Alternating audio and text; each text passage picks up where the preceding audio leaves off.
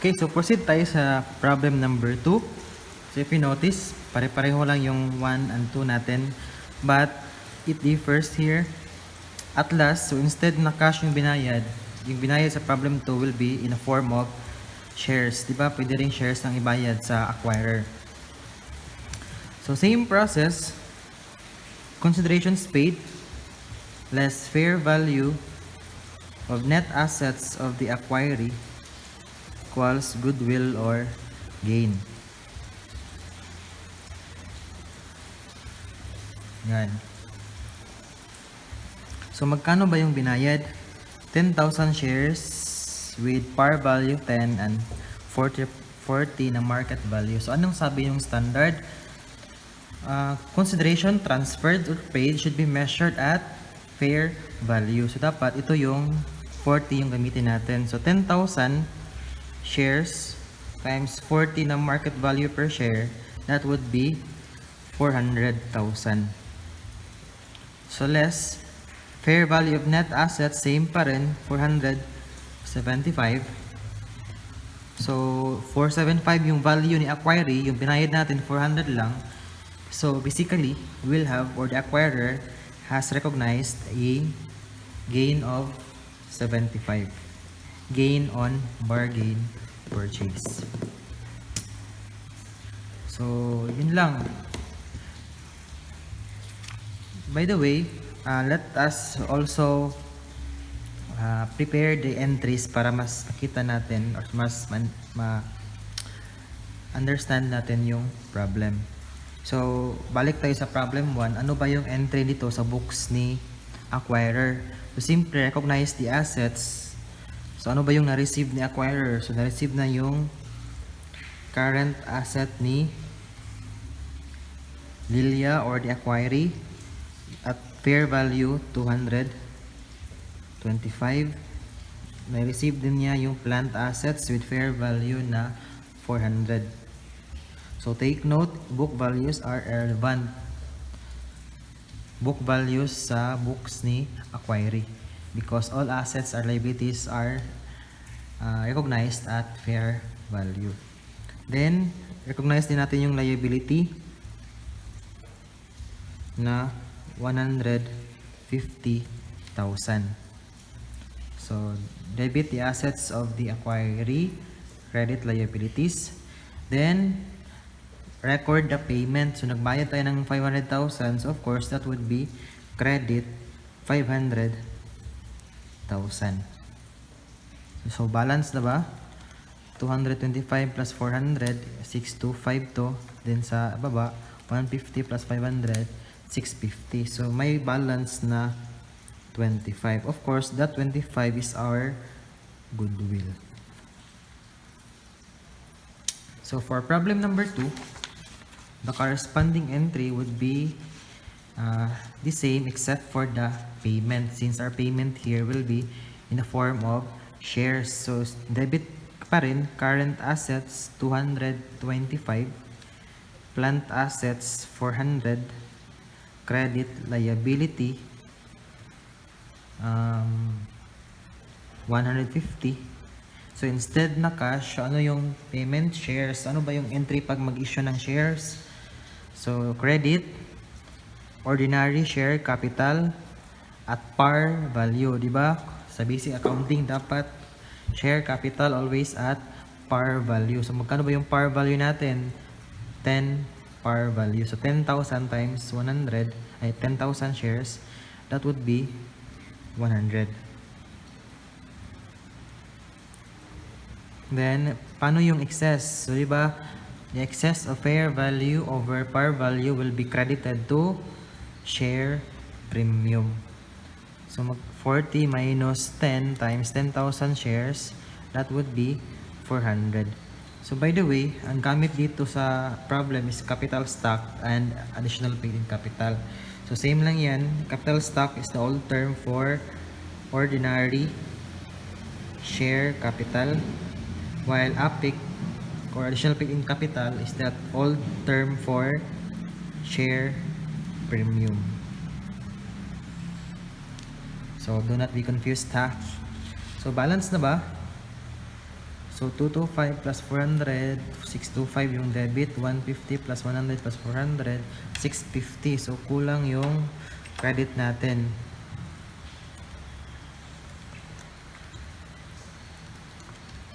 So magkano yung balance? So since gain yung result, yung credit natin will be, ay mali, dapat 300 to.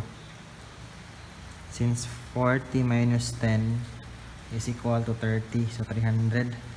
150 plus 100 plus 300. 550 minus 625. May kulang na 75 sa credit. So the credit will be our gain on bargain purchase. So in some cases, if the close is already closed, if the books is already closed, diretso na siya sa retained earnings. So, di ba ang dali? So, computations lang ng goodwill or gain. And of course, you should know how to prepare the entries. So, again, sa entry, recognize the assets and liabilities, the considerations paid, any goodwill or gain. So, wala pang NCI because ang NCI will be covered sa stock acquisition. So yung example natin is net assets pa. So since medyo naiisihan lang kayo, so let's have a more comprehensive problem. So ito mas challenging to. So we have a problem here that has 3 pages. So, medyo mahaba-haba to. So, please bear with me. By the way, the PDF file of this material is provided on the description. So, paki-download na lang para you can answer at the same time watching this video. So, let me read. On January 1, 2009, Lance Corporation acquired the net assets. So automatic net asset acquisition of Odette by paying 500,000 cash, and at the same time nag-issue din ng shares. In addition, Lance will pay additional 60,000 cash if the average earnings of Odette for 2 years will exceed 500,000. So ano tong additional na cash? So, ito yung tinatawag na contingent consideration. So, meaning, before ibabayad yung additional cash na 60, dapat ma-meet mo na yung condition. Ano yung condition? Dapat, for 2 years, yung average earnings ni acquiree should be 500,000. You still follow? Okay. At the fair value of this contingent consideration is 25,000. So the following balance sheet of Lance Corporation and Odette before they entered into this combination are as follows. So kay Lance, acquirer, book value, fair value. Odette, book value, fair value. So, yung fair value ng shares ni Lance is 45. Yung fair value ng shares ni Odette, 58. So, may cash payment na nabayad si Lance because of this acquisition-related cost. So, we have here. Additional information. On January 1 daw, the fair value of land, kaninong land ba to, was not yet determinable, thereby it was assigned by a provisional amount. So, si Odette, if you notice this question mark, walang fair value ang land ni Odette because hindi pa kaya nila ma-determine at that time. So, anong gagawin nila? So, the standard allows to use a provisional or parang temporary amount muna until this land will be or the value will be finalized. So, it was only on December 31 pa na yung fair value ng land was finalized at 1.2. So ang fair value niya or provisional value niya on January 1 is 11. Then yung fair value ng contingent consideration also, so from 25 here on January 1 naging 30 pagka December 31 at naging 40 pag July 1, 2010 next year. So ito yung problem. So ito yung requirements. So ano daw yung entries, then ano daw yung balance sheet ni Lance immediately after the business combination. So let's start. So first step, identify the acquirer. So of course our acquirer is Lance. The date of acquisition is on January 1, 2009 because it is the date where Lance legally transfers the considerations to Odette. Third, the considerations given. So ano nga yung formula natin sa goodwill? Di ba? Considerations paid less fair value of the net assets acquired of the acquiree is equal to goodwill or gain. So ano ba yung binayad ni Lance or ni acquirer? So first, may binayad siya na cash 500,000.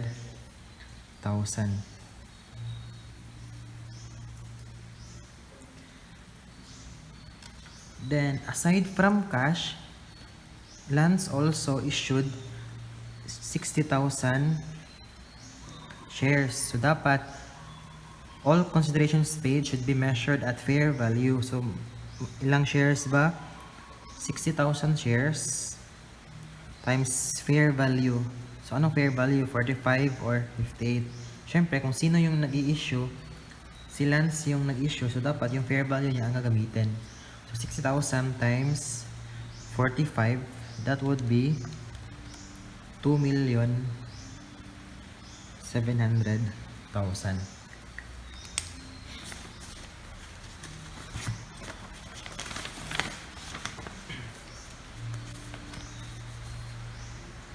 Ano pa yung binayad?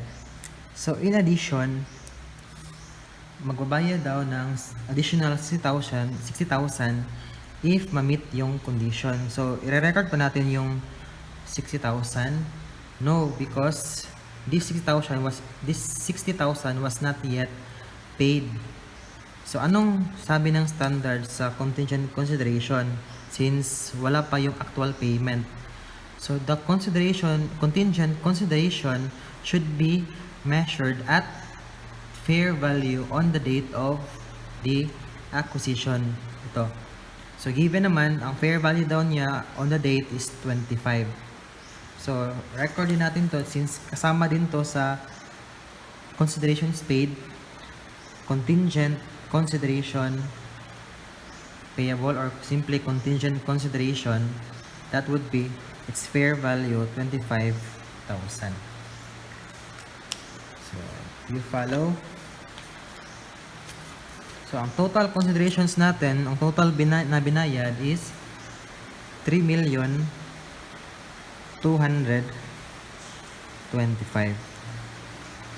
So ito yung considerations paid. Magkano naman yung fair value of net assets acquired of the acquiree? So simply, let's use this fair value. So automatic, crash out na natin yung book value. That would be irrelevant. Because again, sabi ng standard, all assets and liabilities of the acquiree should be recognized and measured at fair value. So, magkano yung fair value? 150 sa cash, 50 sa AR, 500 sa inventory. How about sa land?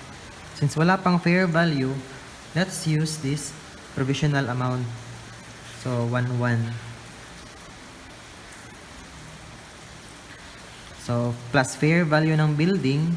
So, take note ha, since fair value na to, so no need na i-deduct yung accumulated depreciation. Then last, goodwill. Kasali ba yung goodwill ng acquiree? Of course, no. Sabi ng standard, only the identifiable assets of the acquiree. So, hindi kasali yung goodwill. So, yung total asset lang natin, hindi kasama yung goodwill, that would be 3,570,000.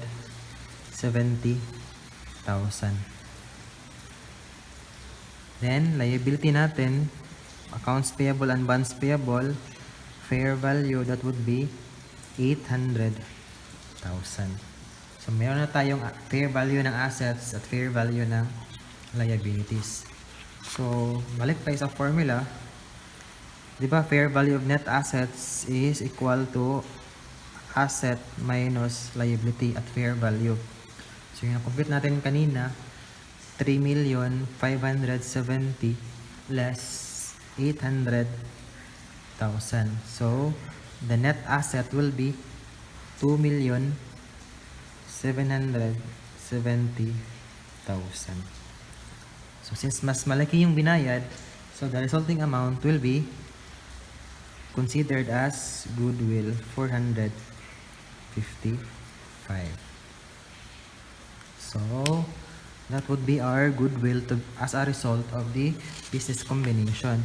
But our first requirement will be entries. So, ano ba yung entries natin? So, on January 1, 2009, our entries will include the assets received and the liabilities assumed, right?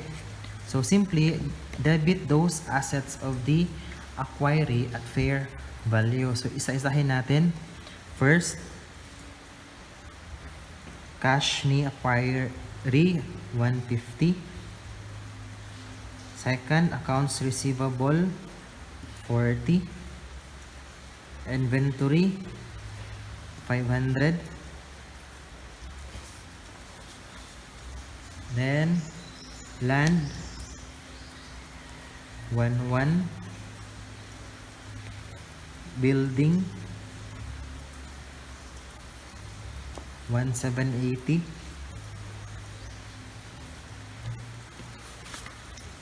So, ito yung assets ni acquiree at fair value. Record din natin yung liabilities na matatransfer kay Lance. So, credit, accounts payable, 380. Credit, notes payable, bonds payable rather, at 420. So, ito yung liabilities. The next, record the payment or the considerations paid. So, ano yung binayad natin? So, first, may binayad tayong cash, 500,000. May binayad din tayong shares. So, ano yung entry pag mag-issue ng shares? Credit. Ano yung gamit? Common stock, share premium. Credit, common stock, at par value again. So, ilang shares ba yun? 60,000 shares times magkano ba yung par value ni Lance? 20 par value. So, that would be 1,200,000. So, 60,000 times 20 par value. So, any excess of fair value, so yung fair value ni Lance is 45, less par value 20, that would be 25. So, 25 times 60,000 will be credited to share premium or additional paid in capital amounting to 1,500,000. So, ito yung meron pa. Aside from cash and shares, meron din tayong contingent consideration payable. So, this is a liability account. So, credit to amounting to 25. It's fair value. So, if we go back to our formula here, So ito yung considerations transferred natin. Kaso yung shares break down to par at excess to share premium. So 27 pa rin to. Okay ba? So ito yung considerations paid sa entries natin. Balance na ba? Of course, hindi pa. Ang last na i-include natin will be the goodwill. So amounting to 455. So if you double check, our debits will be equal to credits. So again, recognize the assets at fair value, liabilities at fair value, record the payment at fair value, then recognize the goodwill. So of course, kung gain to, nakakredit siya gain on bargain purchase. So aside from this, we have also another transactions. So with regards to the acquisition related cost. So ano ba yung entry sa acquisition related cost? So isa-isahin natin kung expense ba siya or debit to additional paid in capital. Ito, stock registration fee for new shares. So since related siya sa issuance of shares, so automatic hindi siya expense kundi debit to additional paid in capital. Ito, professional fees paid to accountant, expense yan. Then cost issuance, so issuance of shares, so automatic hindi expense kundi debit to share capital or APIC. Payment to brokers, so expense. Or para mas madali, pag may word na shares or stock, so automatic debit to APIC. But that is not always be the case because only those stock issuance costs that are related to the registration and issuance of shares that will be debited to APIC. So, magkano yung debit to APIC natin? That would be 28. Yung expense natin 55. So total nila is 83. So ano yung entry? So for the expenses, so debit ka lang ng acquisition expenses amounting to 55. Then debit din tayo share premium or APIC at 28,000. Binayaran ba? Cash payment, so credit, cash 83,000. So ano pa? So yun lang yung entry natin on January 1, 2009. So there will be additional entry later on December 31,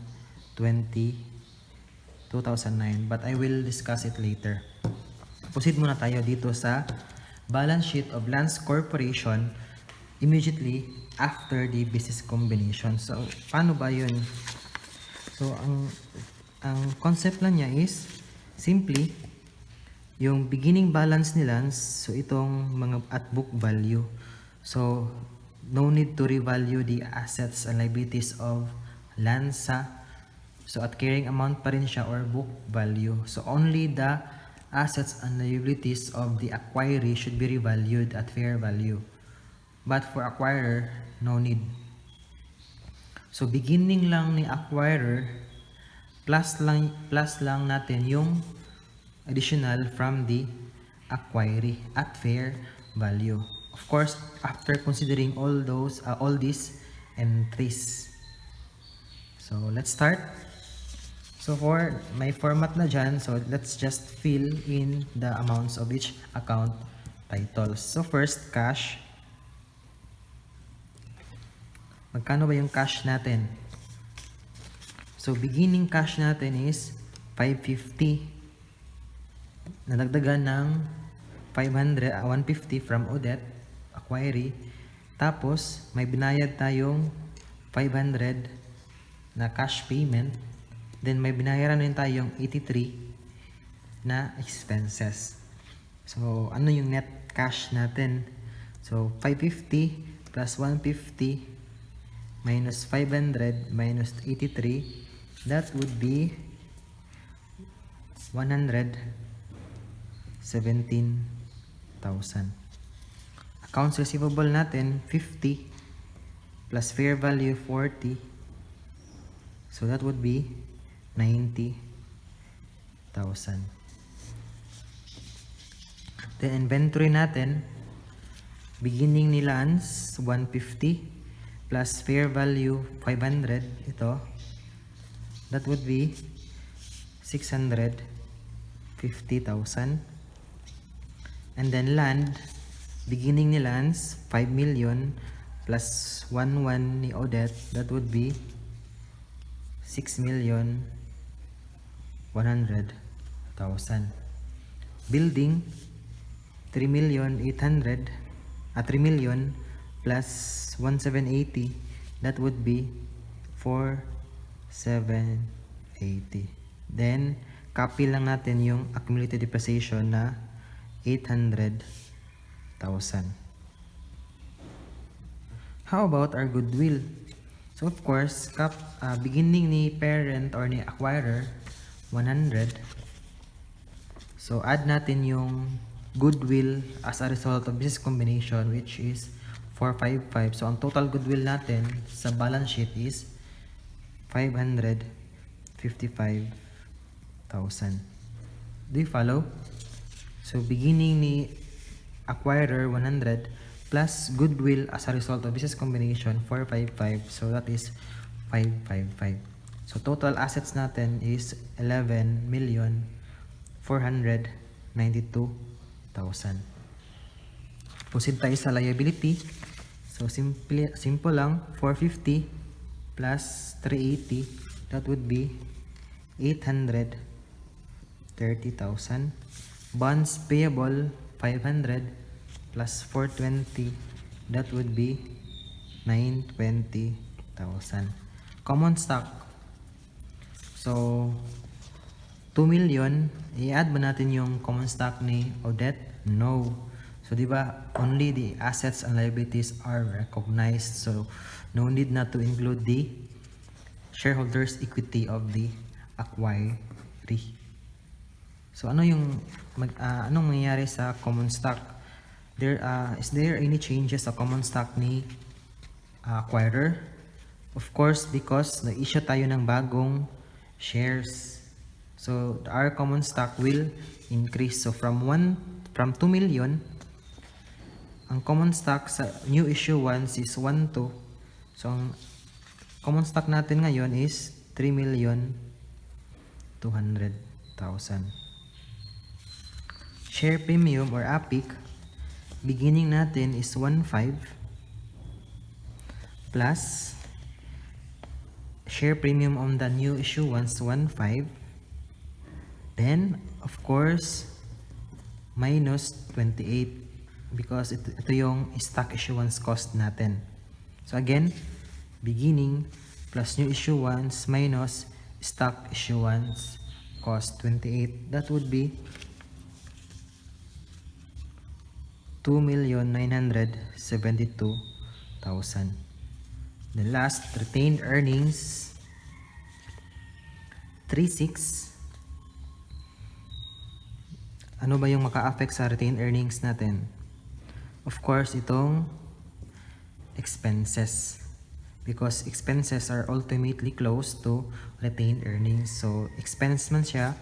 So, deduct natin 3,600,000 minus 55. That would be 3,545,000. So, add natin tong 5. Of course, hindi equal to 11,492. So, may kulang na magkano?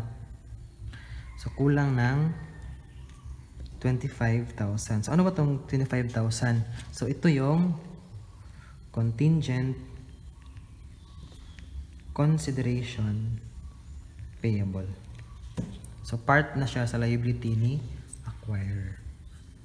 So, add natin. So, equal na siya 11,492,000. So, di ba? If you follow the entry, so if beginning plus consider mo yung entries, makukuha mo yung balances sa balance sheet.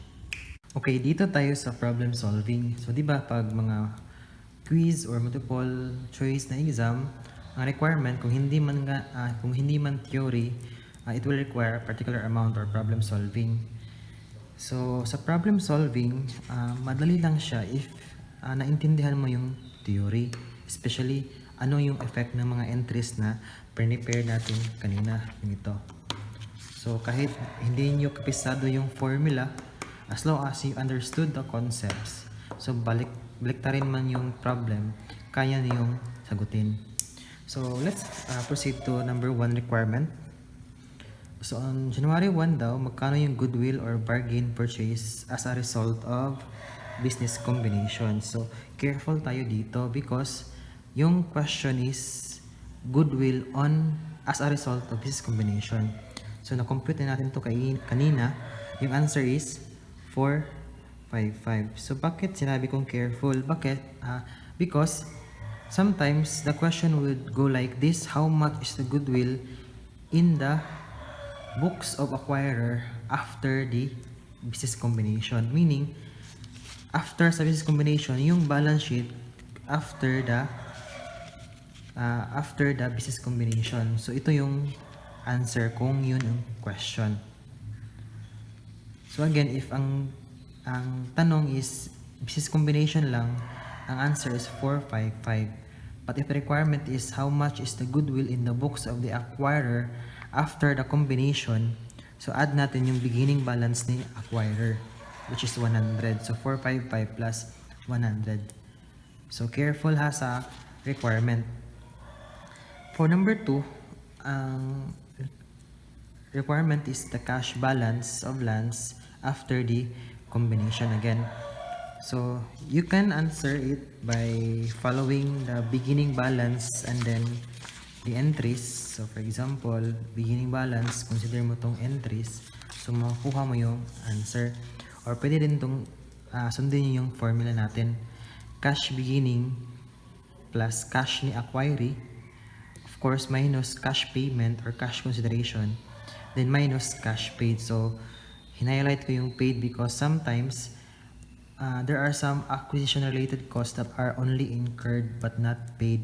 So, dapat i-specify doon kung paid yung expenses. But sinabi naman ata sa problem that additional cash payment was made in relation to these expenses. So, that's why deduction siya because it will reduce cash. So, we go back. So, magkano yung beginning cash ni acquirer? That would be 550 plus kang acquiree 150 less cash payment natin na 500 minus expenses natin total 83. So, our remaining cash is 117. So, equal sa ating prepare kanina na balance sheet. Third is, how much is the total assets? So, ito, pwede kang gumawa ng balance sheet but it would consume a lot of time if isa-isahin mo yung balances per account sa assets. So, may shortcut dyan. Ito lang yung formula natin. Assets of the acquirer at book value. So again ha, pag acquirer, book value. So magkano yung book value niya? Ito, 8,050,000. 50. Assets ni acquiree at fair value. Pag acquiree, fair value. So magkano yung fair value natin? Ito, 3,570,000.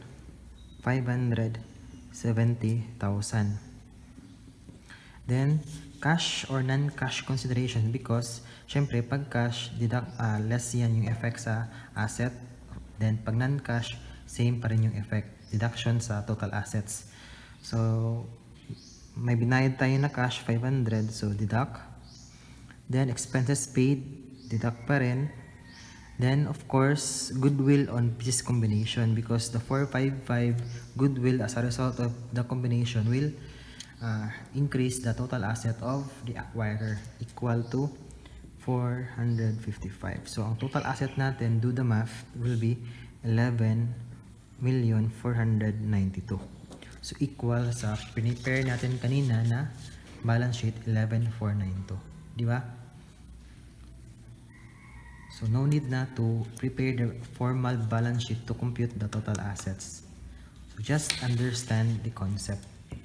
So ano yung effect sa mga particular accounts? Fourth, how much is the stockholders equity right after the combination? So di ba, pag stockholders equity only lang sa acquirer. We never recognize the shareholders equity ng acquiree.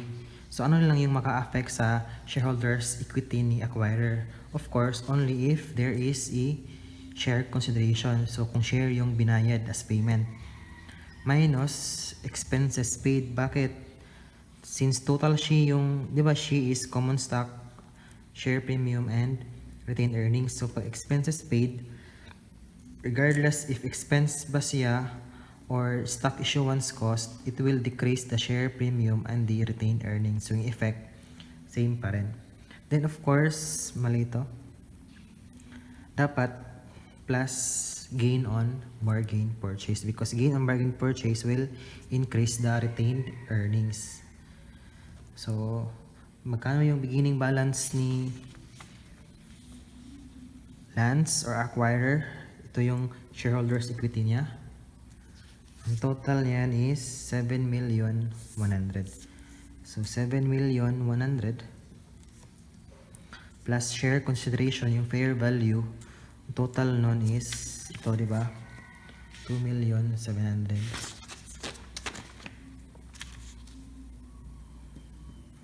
Because it will increase both the share capital and the share premium. Less 83, it will decrease the share premium and the retained earnings. Then plus, wala tayong gain, so ito lang. So ang ating share capital after the business combination or shareholders equity rather will be 9,717,000. If you add this based on our balance sheet, it will be equal. So 32 plus 2972 plus 3545. So the answer would be the same, 9,717,000. So di ba ang dali? Fifth, what is the balance of APIC on January 1? So simply beginning lang plus APIC on new issuance, then minus stock issuance cost. So alam niyo na to. Beginning natin is 1,500,000 minus APIC on new issuance. Magkano ba yung nadagdag? So base sa entry natin kanina, so 1,500,000 yung nadagdag sa ating APIC or share premium. So plus 1,500,000. So again na, APIC, excess of fair value over par value of the share. So minus, magkano ba yung stock issuance cost natin? So APIC itong 28. So only the 28. So our answer would be 2,972,000. So equal dito 2,972. Last but not the least, how much is the goodwill but on December 31 balance sheet? So after particular period. So magkano ba yung beginning natin January 1 na goodwill? Our goodwill on January 1 is, di ba, 555 na. 100 kay acquirer plus additional 455 as a result of the business combination. So ano ba yung maka-affect sa goodwill natin? Based to sa ating additional information, di ba? From 1 million, di ba, wala tayong final na fair value sa land on January 1. It was only finalized on December 31 at 1,200,000. So may increase na 100. So how to account the increase in the provisional fair value. So, ang sabi ng standard, adjustments to the provisional fair values can be made to the goodwill or gain as long as it is within the measurement period. So, ano ba tong measurement period? So, ang measurement period, to, is the period after which the initial recognition date during which the acquirer may adjust. So, pwedeng mag-adjust sa provisional amounts recognized at the date of acquisition. So, this period allows a reasonable time to obtain the information necessary to identify and measure the fair values of the acquirer's assets and liabilities, as well as the fair value of the considerations paid, particularly the contingent consideration, because the contingent considerations fair value consideration. So the fair value of this contingent consideration will subject to changes. So how to account these changes? It depends on the measurement period. During this period, the acquirer can adjust the provisional amounts initially recorded to reflect the new information that surfaces during this period that would have been altered the measurement if it had been known to the acquisition date. So kung alam lang nila kung yan yung information, so it would affect the computations of goodwill or gain. That's why a measurement, by the way, period is the it ends at the earlier, so take note, the earlier between 1 year from acquisition date or the date when the acquirer receives needed information about facts and circumstance. So for example, from January 1, then by August, na-finalize na yung value ng land, so yung August will be our measurement period. If wala yung August, so assuming, it is assumed na 1 year from acquisition date. If silent ang problem, it will be 1 year from the date of acquisition. So, ganito yung adjustments natin. If the adjustment occurs within the measurement period, so again, earlier between these two, any adjustments will be adjusted to the goodwill or gain initially recognized. Otherwise, if beyond nasa 1 year or sa the date na na-receive yung information, any adjustment will be adjust to profits or loss. So, tandaan nyo ha, pag within measurement period, with goodwill or gain adjustment, so it's either increase na natin goodwill or decrease na natin yung goodwill or sa gain. Then pag beyond, profits or loss. So, balik tayo sa problem. Unahin natin yung changes sa provisional amounts ng land. Diba? From January 1 na 1,100,000 provisional fair value, it was finalized at 1,2. So, ano yung effect ng increase na 100? So, diba? Asan yung formula natin? Yung land, kasama yung land, ang 1,1 natin, kasama dito sa 3,570. So, only if it was determined that time na 1,2 pala, so, iba yung goodwill na makakome up natin. So, since kulang yung land natin dito by 100, so, kulang din yung goodwill na na-recognize natin on January 1. Or simply, just understand the problem. Since nag-increase yung land, tama ba?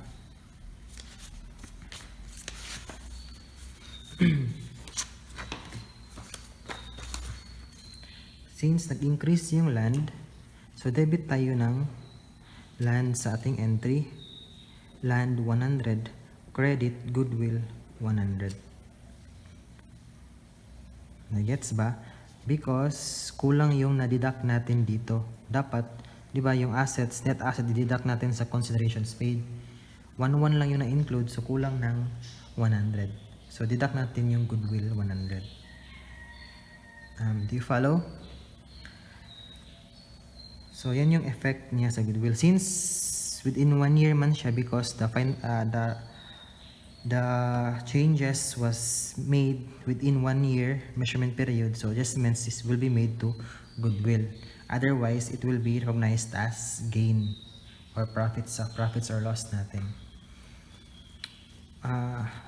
Moreover, it was given here na the fair value of the contingent consideration was 30 and 40 on December 31 and July 10.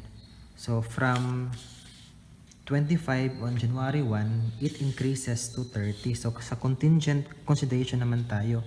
So from 25, it increased to 30. So may increase na 5. So by the way, contingent consideration, it can be in a form of cash or non-cash, or it can be in a form of shares. So, di ba pag non-cash o non-cash, magbabayad siya ng additional cash or non-cash if ma-meet yung condition. So, if within measurement period, adjustments will be made to goodwill. Pag beyond, same lang kanina, adjustments will be made to profits or loss. Pero if yung contingent consideration mo is in the form of shares, so for example, bibigyan kita ng additional 10,000 shares if yung income mo will reach this particular amount. So, yun yung example ng share na contingent consideration. So, if share yun, so no need to remeasure. So, no remeasurement. So, remeasurement is applicable only for cash or non-cash na contingent consideration. So, problem natin, of course, cash yung contingent consideration. Mapipay daw ng 60 if ma-meet yung condition na 500,000 average earnings. Okay, balik tayo dito. So, since December 31 tong fair value na 30, so within pa rin sa measurement period. So, di ba contingent consideration payable to? So, pag increase yung liabilities, of course, credit, contingent consideration payable by 5, then the debit, since within measurement period, debit to goodwill 5. So, nag-increase yung goodwill. Kasi, sa kanina, sa formula natin, if only 30 to, so, magiging 460 yung goodwill natin. So, kulang ng 5. Understood? Then last, ito, sa July 1, since from 30 naging 40, so may increase na 10,000. But it is beyond measurement period na 1 year.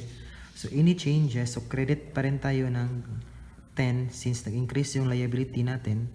Debit tayo ng, instead na goodwill, that would be loss on contingent consideration, 10,000. So hindi na goodwill. Kasi beyond na siya sa measurement period natin. Again, pag within, goodwill or gain, beyond, profits or loss. So, balik tayo sa requirement, magkano yung goodwill on December 31? Simply, we have to account this and this one. So, 555